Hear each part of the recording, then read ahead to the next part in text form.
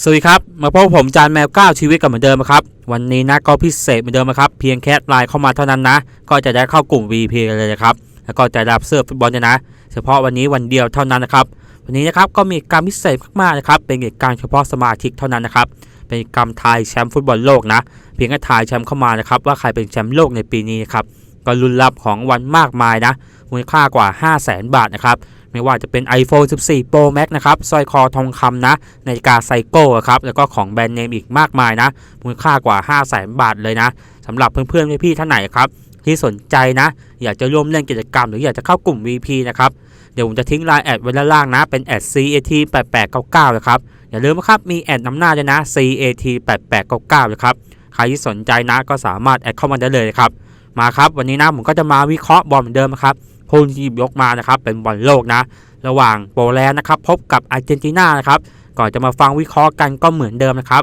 ผมก็ฝากกดไลค์กดแชร์กด Subscribe ไว้ผมนะครับเพื่อเป็นกำลังใจนะให้ทำคลิปต่อๆไปนะครับมาครับเรามาฟังวิเคราะห์กันครับวันนี้โปแลนด์นะครับเตรียมพบกับอาร์เจนตินานะคู่นี้นะครับเป็นการแข่งขันของกลุ่ม C นะนัดที่3นะจะเตะกันในช่วงเวลาตี 2นะครับมาครับเรามาดูผลงานนะ5นัดหลังสุดทุกการของโปแลนด์ก่อนนะครับโปแลนด์ก็สามารถเก็บชัยได้3นัดนะเสมอ1นัดแล้วก็แพ้1นัดนะครับนัดล่าสุดนะก็ชนะซาอุดิอาระเบียไป 2-0 นะครับส่วนผลงานนะ5นัดหลังสุดทุกการของอาร์เจนตินานะอาร์เจนก็สามารถเก็บชัยได้4นัดนะครับแล้วก็แพ้1นัดนะนัดล่าสุดนะครับก็ชนะเม็กซิโกไปได้นะ 2-0 นะครับส่วนอันดับตารางคะแนนนะโปแลนด์อยู่อันดับที่1นะแข่ง2นัดนะครับชนะ1เสมอ1นะมี4คะแนนส่วนอาร์เจนอยู่อันดับที่2นะแข่ง2นัดนะครับชนะ1นัดแพ้1นัดนะมี3คะแนนส่วนสถิติที่เคยพบกันนะครับคู่นี้นะเคยเจอกันมา1ครั้งนะย้อนกลับไปปี 2011 เลยนะเป็นฝั่งของโปแลนด์นะครับเอาชนะอาร์เจนไปได้ 2-1 นะครับส่วนสภาพความพร้อมของทีมวันนี้ครับทางฝั่งของโปแลนด์นะไม่มีงานตัวบาดเจ็บเข้ามาครับวันนี้คาดว่าโปแลนด์นะจะมาระบบ 4-4-2 ครับประตูจะเป็นเซตนี่นะกองหลัง4ตัวจะเป็นเบเลสกี้ครับกิวีออร์คามิลลิกแล้วก็เมตตี้แคสนะครับส่วนกองกลาง4ตัวนะจะเป็นแฟรงค์คาวาสกี้นะฟีโซเวียครับคริสเตียนบิลิกแล้วก็โอปิเตอร์ลิลิสกี้ครับส่วน2กองหน้านะจะเป็นโรเบิร์ตเลวันดอฟสกี้นะคู่กับมิลลิกนะครับส่วนฝั่งของอาร์เจนตินานะก็ไม่มีงานตัวบาดเจ็บเข้ามาเหมือนกันนะครับวันนี้คาดว่าอาร์เจนตินานะจะมาระบบ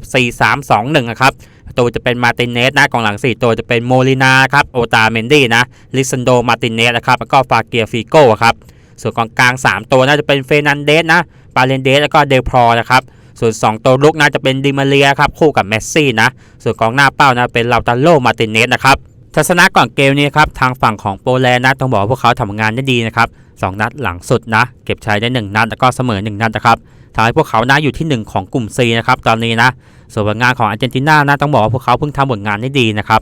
เพราะ2นัดหลังสุดนะแพ้มานัด1ครับแล้วก็ชนะมานัด1นะทำให้อยู่ที่2ของกลุ่มนะพลาดแพ้ให้กับซาอุไปนะแต่พวกเขาเพิ่งทำผลงานดีนะที่ชนะเม็กซิโกมาได้นะครับ 2-0 แบบไม่เสียประตูนะครับ